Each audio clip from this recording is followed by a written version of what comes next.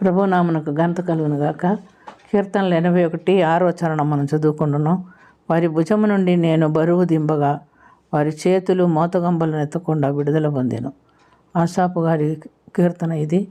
మనం గమనించినప్పుడు ఇశ్రాయేలీల దేవుడైన యెహోవా ఇశ్రాయేల్ జనాంగము వాగ్దత్త ప్రదేశంలో 400 సంవత్సరము మరి వారికి బానిసలుగా ఉంటారని దేవుడు చేసినటువంటి చెప్పిన మాటను బట్టి ఆ యొక్క జనాంగము మోషే కాలం వరకు 400 సంవత్సరం బానిసత్వంగా అక్కడ ఉంటున్నట్టుగా మనం చూస్తున్నాం. దేవుడు తన అబ్రహాముకి ఇచ్చిన వాగ్దానమును గుర్తించి ఆ కాలం నెరవేరినప్పుడు 400 సంవత్సరాల తర్వాత మోషే ద్వారా ఆ ప్రజలను ఆ యొక్క బరువు నుంచి వారిని విడిపిస్తున్నట్టుగా మనం చూస్తున్నాం.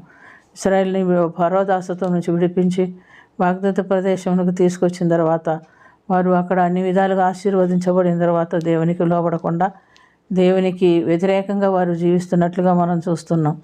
దేవుడైతే ఏమంటున్నాడండి, ఆపత్కాలం ముందు నువ్వు మొరపెట్టగా నేను నిన్ను విడిపించి తిని ఉరుము దాగు చోటు నుండి నీకు ఉత్తరం ఇచ్చి తిని మెరీబా జలముల యొద్ద నిన్ను శోధించి తిని నా ప్రజలారా ఆలకింపుడి, నేను మీకు సంగతి తెలియచేద్దును. అయ్యా ఇశ్రాయేలు, నువ్వు నా మాట విని ఎడల ఎంత మేలు అని దేవుడు అడుగుతున్నాడు.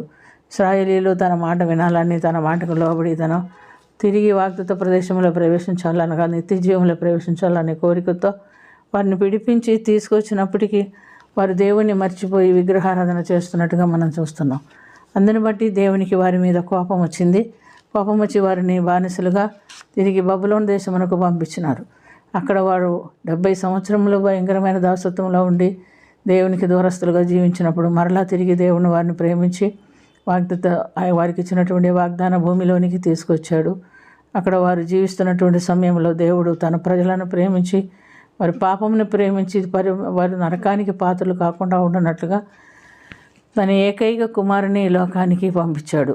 అతను వచ్చి మనందరి నిమిత్తం, ఈ లోకంలో ఉన్న పాపులందరి నిమిత్తం తన పరిశుద్ధ రక్తం చెందించి సిలువలో ప్రాణం పెట్టి మనల్ని విడిపించి నిత్య జీవనకు మనల్ని వారసులుగా చేస్తున్నట్టుగా మనం చూస్తున్నాం. తను ఎందరు అంగీకరించారో వారందరూ దేవుని పిల్లలగుటకు ఆయన అధికారం ఇచ్చాను అని మనం గమనిస్తున్నాం. ఎందుకంటే మనం ఆయన అంగీకరిస్తే ఆయన పిల్లలం అవుతాము. ఆయన పిల్లలమైన తర్వాత ఆయన మనల్ని ఆయన రాజ్యానికి తీసుకొని వెళ్తారు అని మనం గమనిస్తున్నాం. అయితే ప్రియమైనటువంటి దేవునులారా, మనుషులు ఈ మాటలన్నీ తెలిసి కూడా ఆయన్ని వెంబడించలేకపోతున్నారు. ఆయన తన పరిశుద్ధ రక్తం మన కొరకు చిందించాడు, మనకు విడుదల ఇచ్చాడు అనే మర్మాన్ని ఎరిగి దాన్ని అనుసరించి జీవించలేకపోతున్నట్టుగా మనం గమనిస్తున్నాం. కాబట్టి మనం కృపచేతనే మనం రక్షించబడ్డాము, కానీ మన యొక్క క్రియలను బట్టి కానీ మన యొక్క భక్తిని బట్టి కాదు అని గుర్తుంచుకొని ఇప్పటికైనా ఎప్పటికైనా ఎవరైనా దేవుని యందు విశ్వాసం ఉంచి ఆయనలో జీవించడానికి మనల్ని సిద్ధపరచుకోవాలి. వాక్యానుసారమైన జీవితం ఎవరైతే జీవిస్తారో వారు నిత్య జీవంలో ప్రవేశించేదానికి దేవుడు సహాయము చేస్తాడు. వాక్యానుసారమైన జీవితం అంటే మరో మనసు నిమిత్తము నీళ్ళలో బాప్టిసము, మరి వాక్యానుసారమైన జీవితం జీవించినప్పుడు పరిశుద్ధాత్మ అభిషేకం వారు పొందుతారు.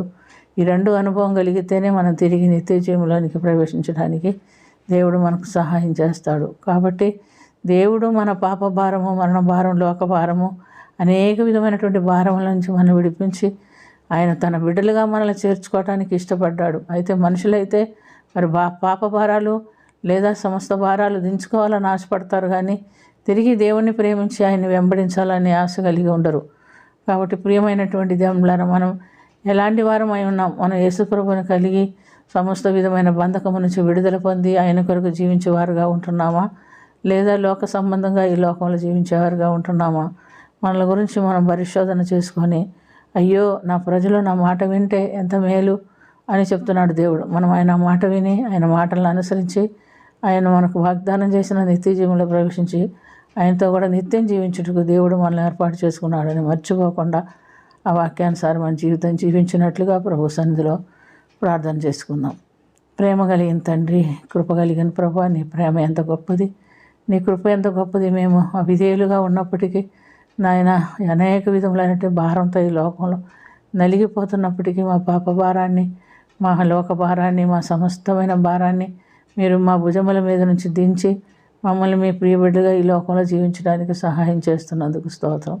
మేము కూడా నమ్మకస్తులుగా ఈ లోకంలో నీకు సాక్షులుగా జీవించడానికి మాకు సహాయం చేయండి. మీ కృతజ్ఞత లేని వారులుగా ఉండకుండా పాపాన్ని వెంబడిస్తూ, లోకాన్ని వెంబడిస్తూ, విగ్రహారాధన చేస్తూ నీకు దూరస్తులుగా జీవించకుండా మీరు మాకు తోడుగా ఉండి మమ్మల్ని చేయబట్టి నడిపించే బిడ్డలుగాను నాయన మేము నీకు అంగీకారమైనటువంటి బిడ్డలుగాను ఈ లోకంలో జీవించినట్లుగా మీరును మాకు సహాయం చేయమని దీవించి కరుణించమని యేసుక్రీస్తు పుణ్యనామమున అది మిక్కిలి వినయంతో అడిగి వేడుకొనుచున్నాము తండ్రి. ఆమేన్.